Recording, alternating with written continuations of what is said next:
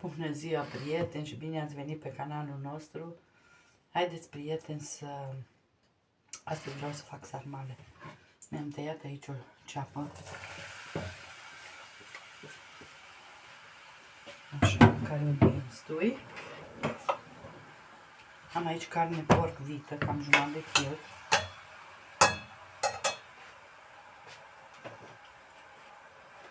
Punem puțină sare.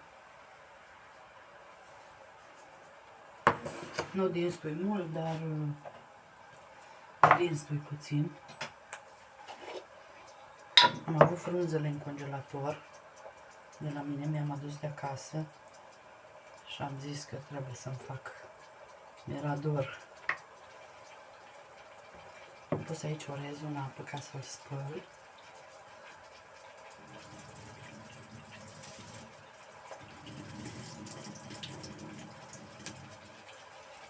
Așa.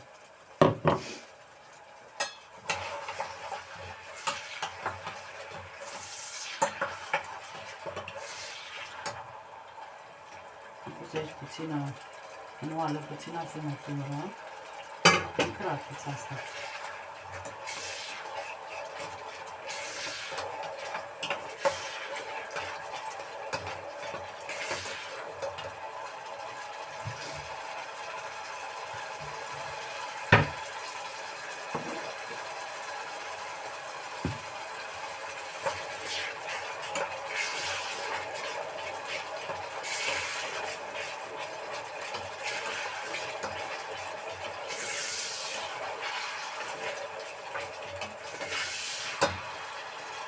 Nu este mult, dar să aibă puțin gust.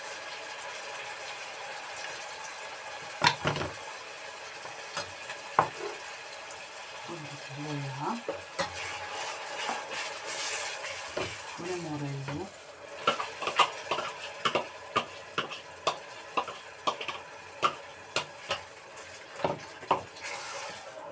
Ca să nu se ardă buiaua.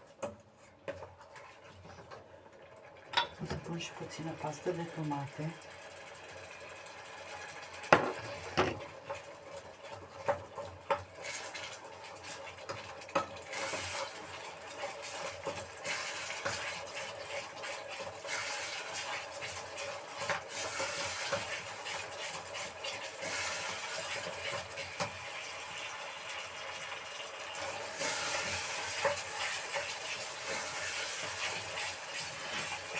Atât.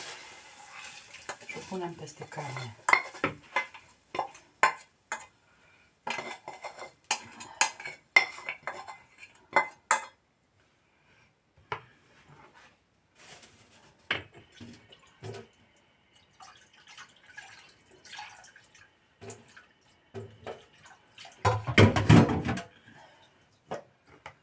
Așa. Pun vegeta.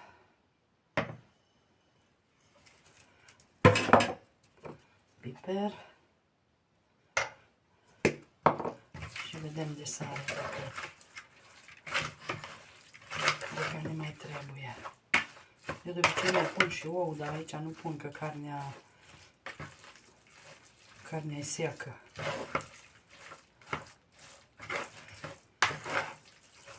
O să pun puțin pătrunjel, verdeață.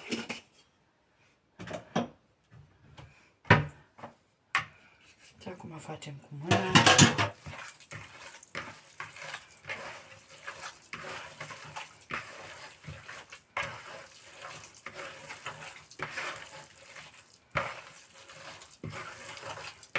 Chiar mi-a doar de sarmale.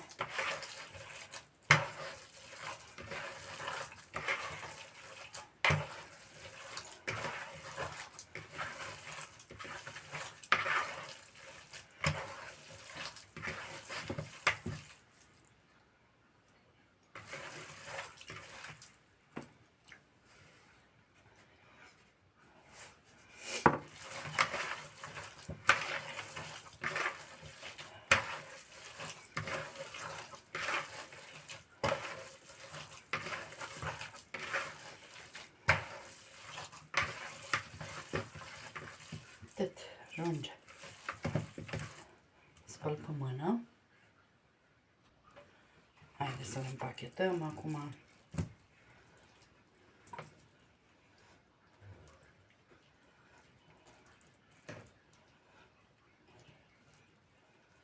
Așa. Acum, dumneavoastră le faceți cum doriți. Eu le fac cum mânc aici. Am pus și cimbru puțin ca să nu uit, în cratiță.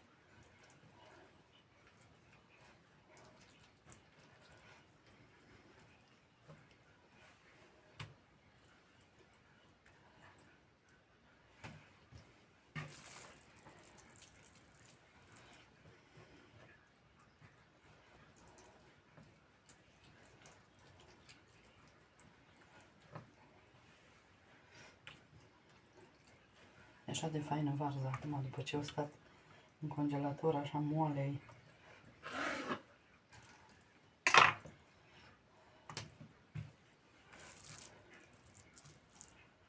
Boabă de piper.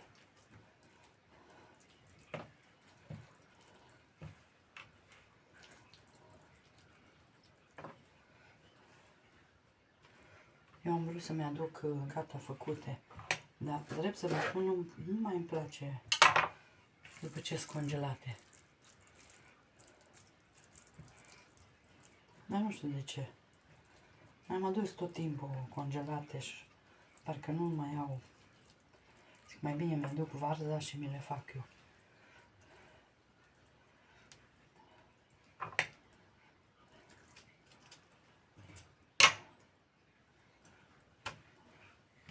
Nu fac multe.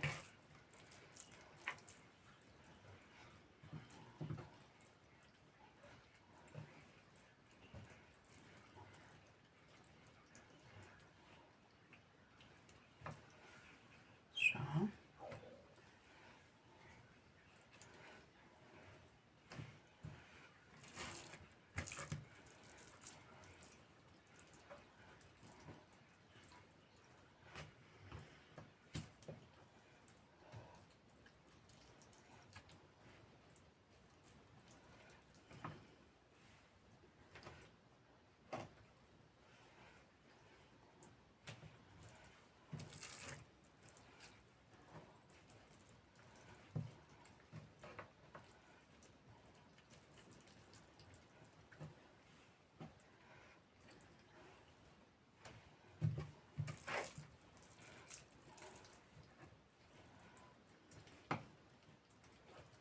Fac mai sănătoase, așa.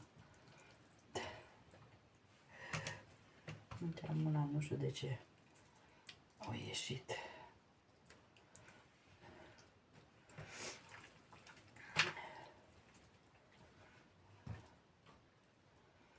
Astea verzi mi le plac mie, dar nu știu de ce. Îmi place așa mai mult.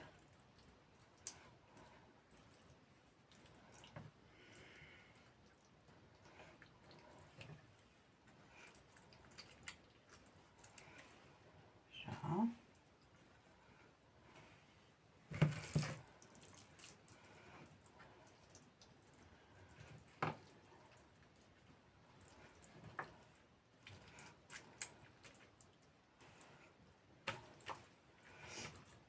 Ia să iau eu asta.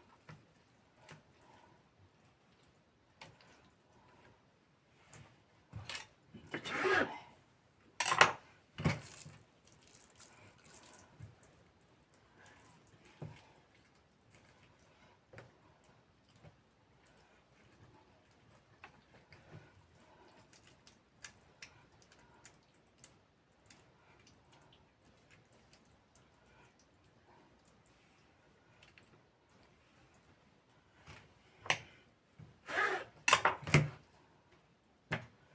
Acum câte fac? Dacă rămâne, le bag în frigider și avem într-o zi când n-am ce face mâncare, imediat le scot și le încălzesc. dacă nu le ia.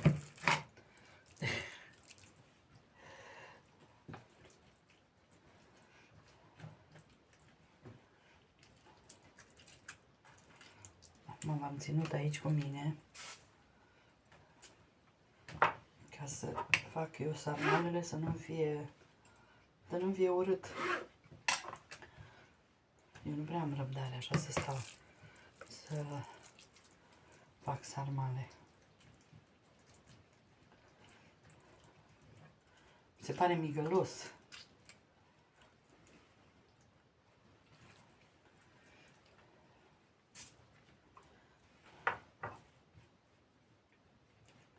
Nu știu ce are acolo, da.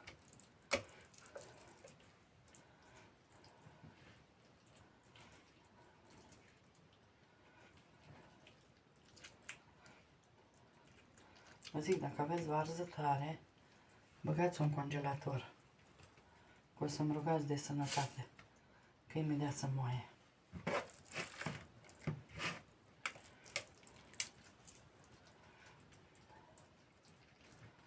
Să vedeți ce fain se moaie. Cred că cam atât.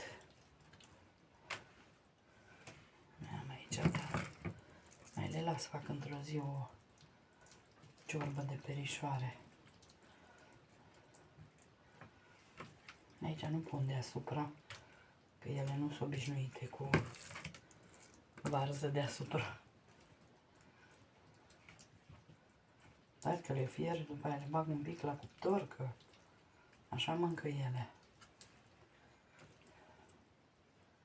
Și ultima.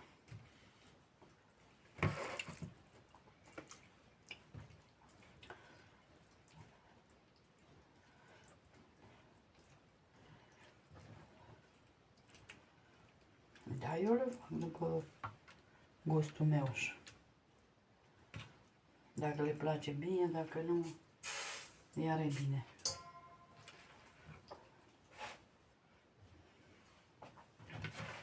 Bun, aici.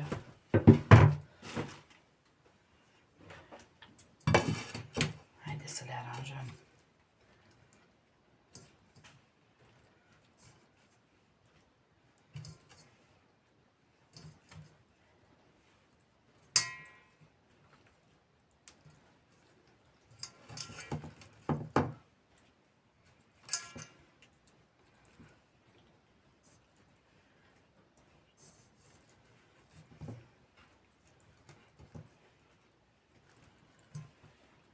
Douăzeci am făcut.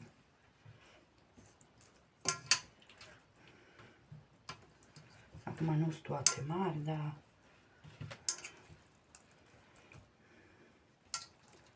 mai băgăm una aici.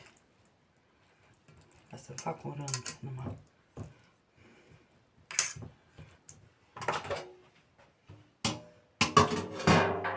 Da, ce bine arată. Și acum le pun apă.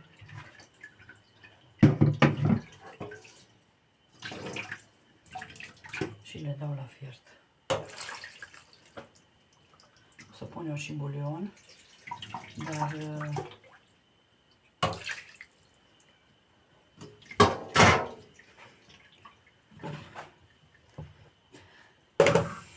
după ce începe să fiarbă, adică cam după o jumătate de oră o să pun bulion după ce fierb. Și o să revin. Haideți să vă arăt din carnea asta ce m-a rămas, pun nou. Cred că o să fac o ciorbiță. Nu mai congelez.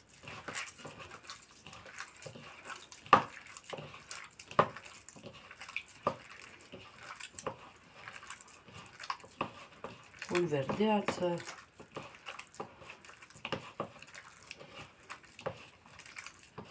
O să pun, cred că și puțin pesmet. Fac așa cum fac ei aici.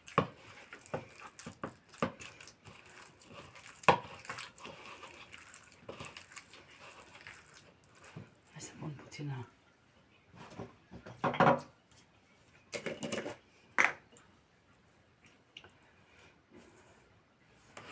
verdeață.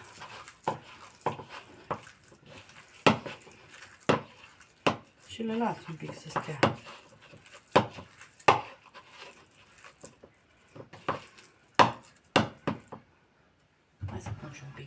met înăuntru, că nu strică nimica.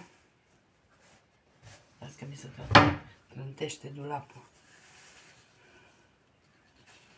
Atâta, o jumătate de lingură.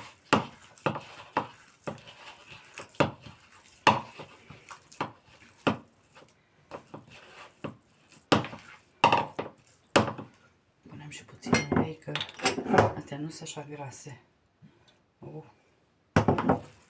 Și le las să stea așa.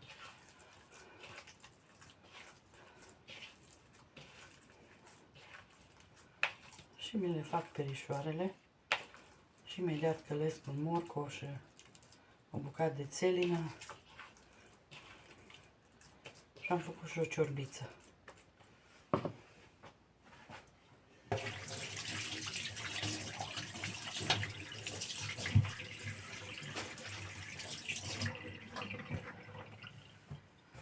Așa. Asta lăsăm deoparte, că avem altă treabă noi.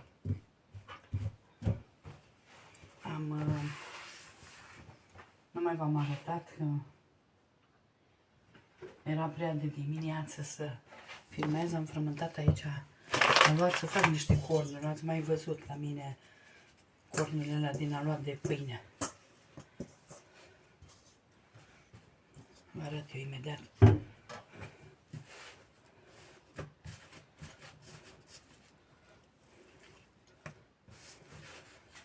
Mama, nu știu, vine, fiica sa nu vine și am zis că să avem pâine. Mai mâncăm și cu...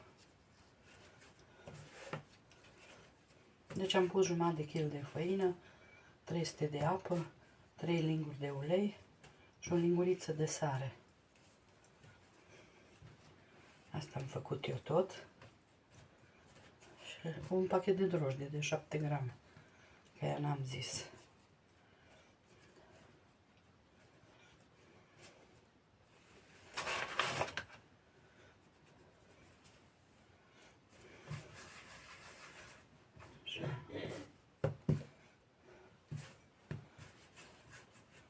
Fac așa, că după aia le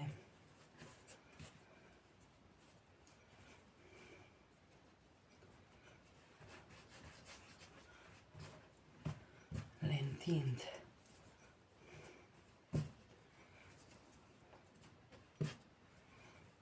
Și să nu le fac nici mari.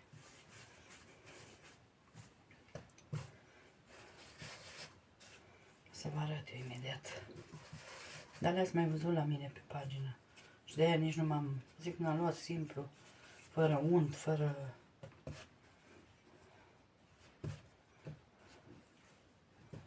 De aia nici nu mai v-am filmat.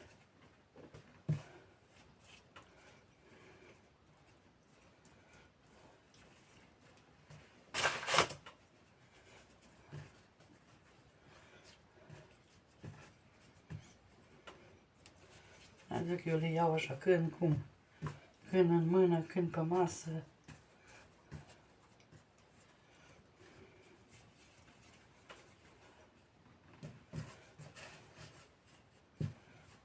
Dacă mi-e și 10. Perfect. Așa. Acum punem ulei.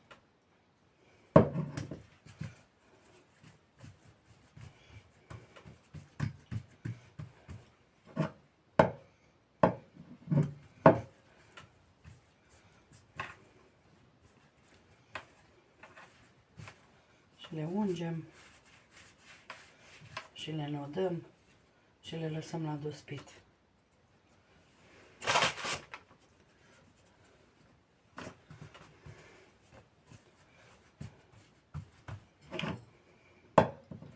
Astea mie mi le plac foarte mult.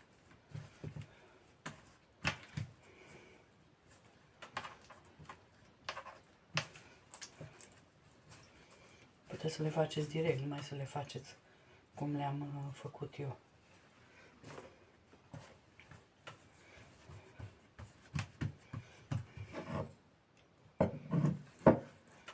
O jumătate de linguriță sau de ulei, nu mult. Da.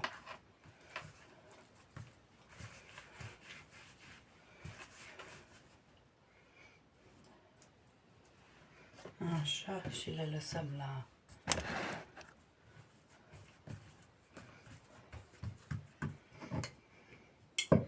le lăsăm la dospit.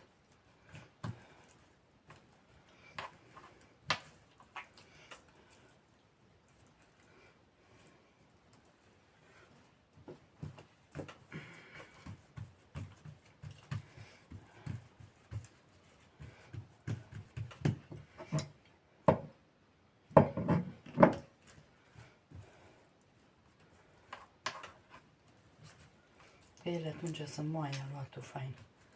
Acum era să-l...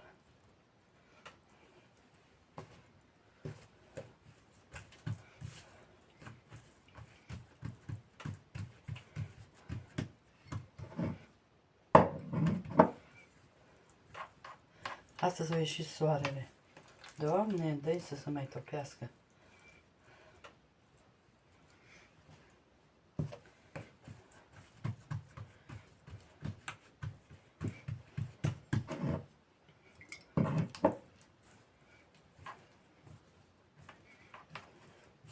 Ieri nici n-am mai încuiat poarta. Că zic, chiar nu pot să o deschid.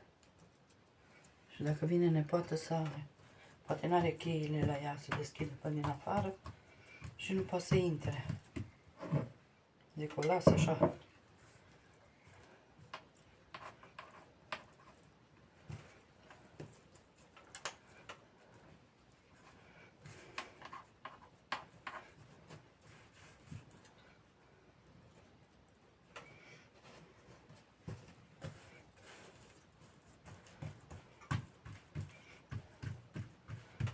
Să face și covriș din asta.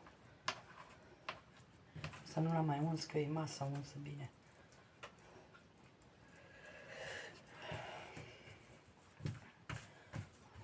De ce vă place?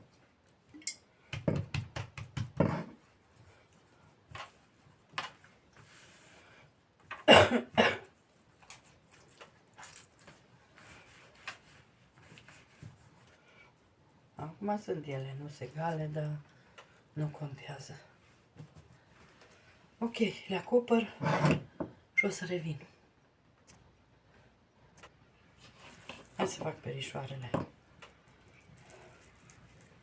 Nu le fac mari.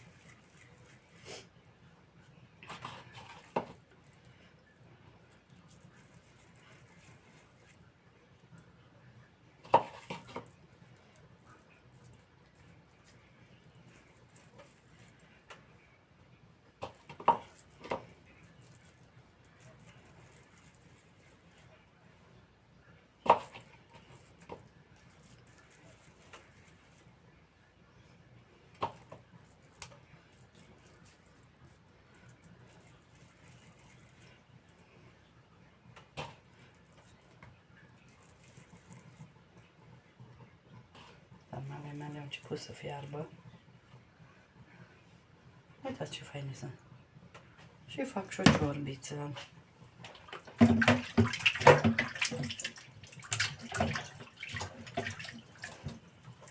Imediat puneți-o. Da. A început să fiarbă. Hai să fiarbă că până la 12 să fie fierte. Haideți că-mi curăț aici acum zarzavaturile și după aia vă arăt. Haideți să vă arăt. Mi-am curățat aici, tot mi le-am tăiat. Tot. O să le pun aici să le dinstui un pic.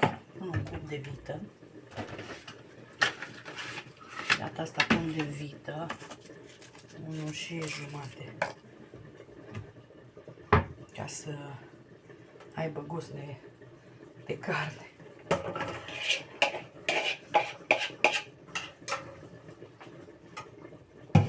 Am pus un morcov, un pătrunjel, o bucățică de praz, puțină ceapă și bucățică de țelină. Și le dinstuim puțin, nu mult.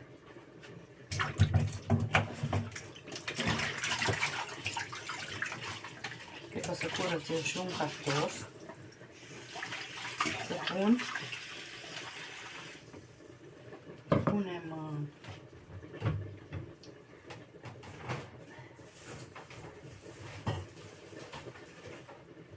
curăț un cartof, nu mare, dar să-l pun.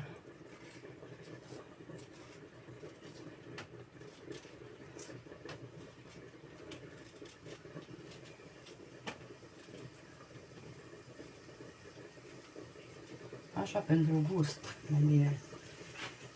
mai bine zis.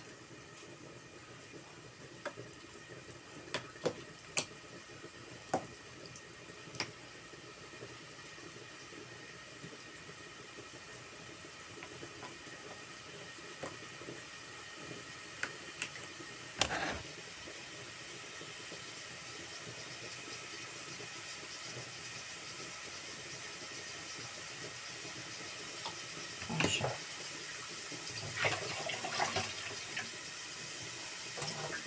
Și asta aici.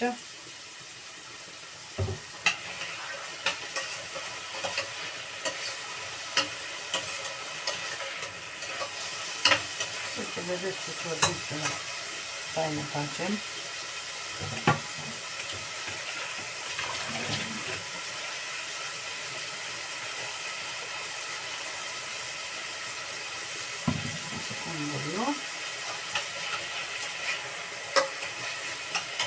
Pun aici puțină pastă.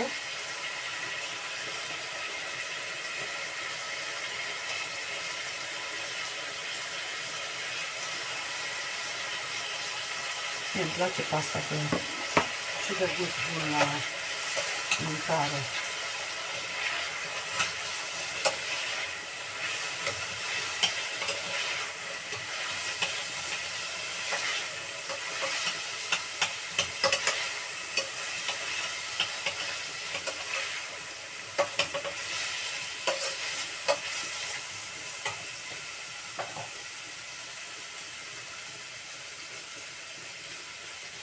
Ia.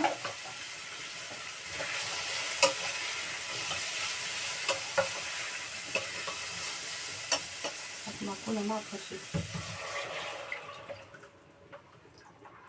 lăsăm să fiarbă.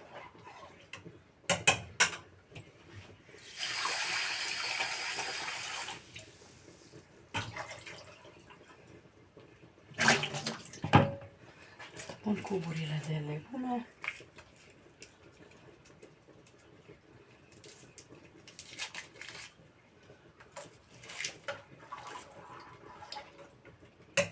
Și lăsăm la fiert.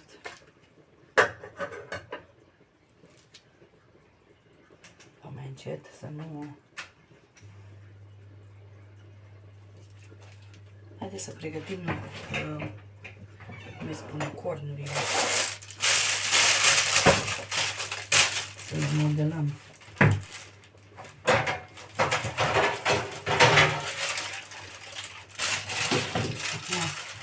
Mă dați unul, două, că ați mai văzut.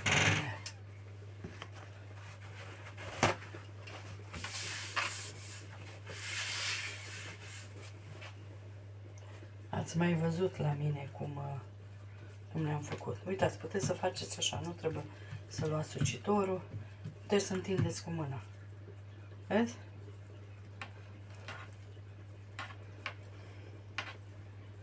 Și așa.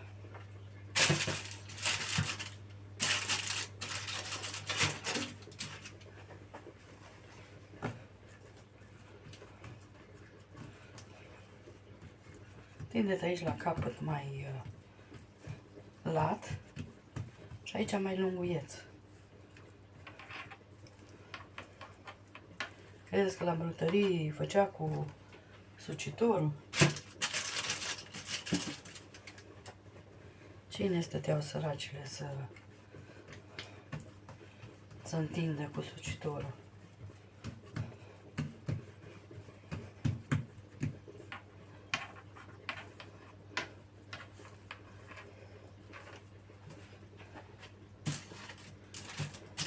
Și după aia le mai lăsăm la dospit și o să vă arăt eu. Haideți, dragile noastre, acum să le ungem. Eu le mai le ung cu ou, le ung cu lapte și presar susan. Dacă le faceți de post, puteți să le ungeți cu ulei.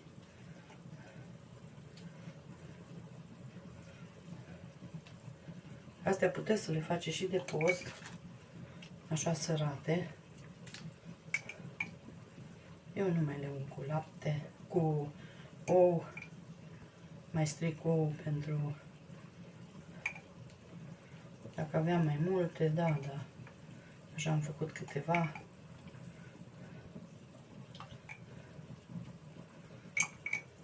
Ok. Presar susan pe ele.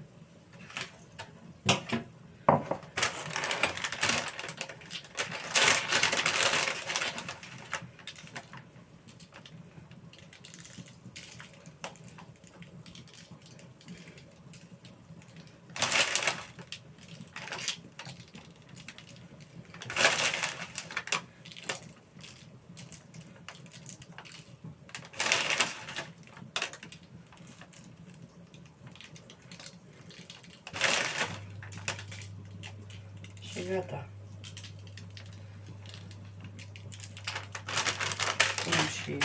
Punem și puțină sare ca să fie sărate.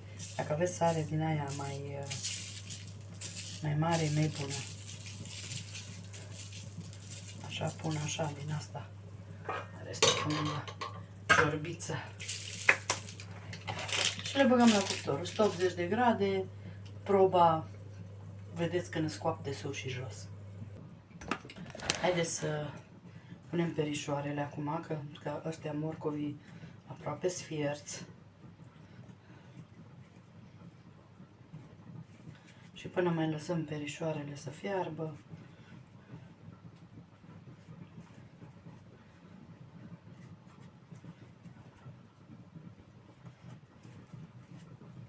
și avem și supă.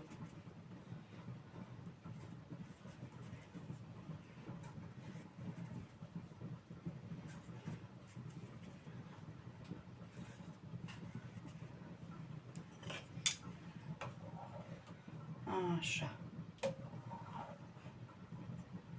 Și lăsăm să fiarbă.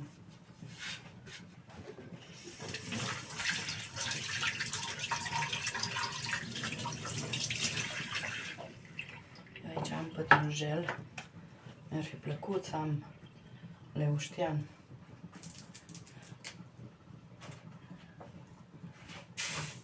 Mi-ar fi plăcut, dar dacă nu am, e bun și pătrunjelul. Am și congelat, dar am zis că pun proaspăt.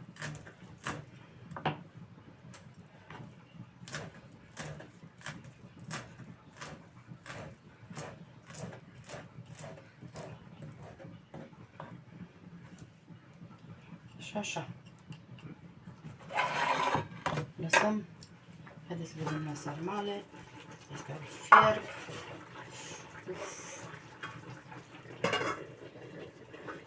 Lăsăm și ciorbița să fiarbă și revenim. Haideți, dragile mele, eu am aici două albușuri. Și le fac aici zremte ciorbă. Am pus și puțin pas de orzo din alea o mână.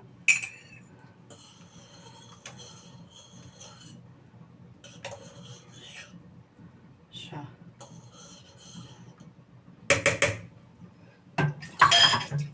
Punem verdeața. Și ciorbița noastră cred că este gata. Haideți să gust eu.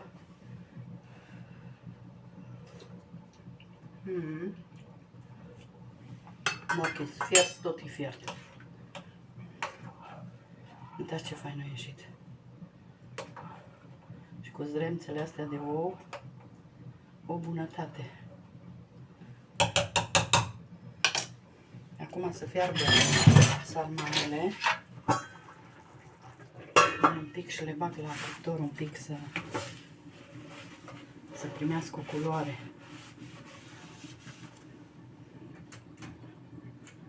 Bun. Și o să revin. Și uitați, dragile mele, așa arată și cornurile. Au ieșit o bunătate. Uitați cum arată.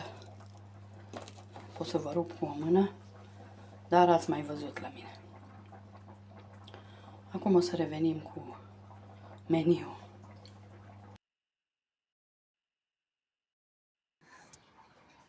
Da, uitați, așa arată ciorba noastră de perișoare. Uitați ce bine arată. Super, super fain arată. Sper să încercați rețeta. O să vin și cu felul 2 să vă arăt cum arată. Și uitați, așa arată și felul 2. Uitați ce bine arată și cornurile ce le-am făcut. O bunătate. O smântână cu ce doriți să mâncați. Ardei iute nu am aici, dar sarmalele au ieșit o bunătate. Noi vă mulțumim și o zi minunată vă dorim. Bye, bye!